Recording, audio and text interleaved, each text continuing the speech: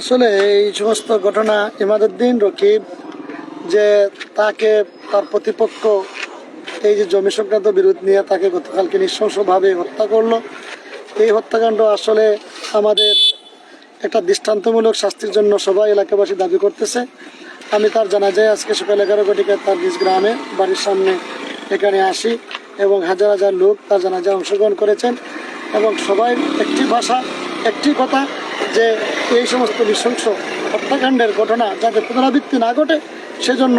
সুষ্ঠু বিচার সবাই দাবি করতেছেন। আর এই সুষ্ঠু বিচার সবার সাথে আমিও দাবি করতেছি যাতে জেলা আমাদের এই কুলিবাজার জেলা এই সমস্ত ঘটনা পুনরাবৃত্তি না ঘটে এবং এই এলাকার মানুষের দৃষ্টান্তমূলক এই হিসেবে থাকবে যারা যারা এই সমস্ত ঘটনা ঘটাইছে তাদেরকে আইনের আওতায় এনে তাদেরকে পুলিশ সুরপর্দ করবেন এবং তার মামলা বিচার অন্তে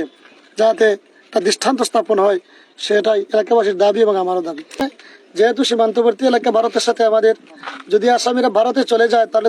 তাদেরকে পাওয়া খুব দুরূহ ব্যাপার হয়ে যাবে এবং আসলে যে আশা প্রত্যাশা জনগণের বিচারের দাবি সেটা অনেক মলিনতা সৃষ্টি হয়ে যাবে। সেজন্য আমাদের পুলিশ প্রশাসন ওনারা যাতে সক্রিয়ভাবে থাকেন এবং যত দ্রুত সম্ভব যাতে আসামিদেরকে ধরার ব্যবস্থা করেন এবং যাতে ওনারা ভারত পালিয়ে যেতে না পারে সেদিকেও তার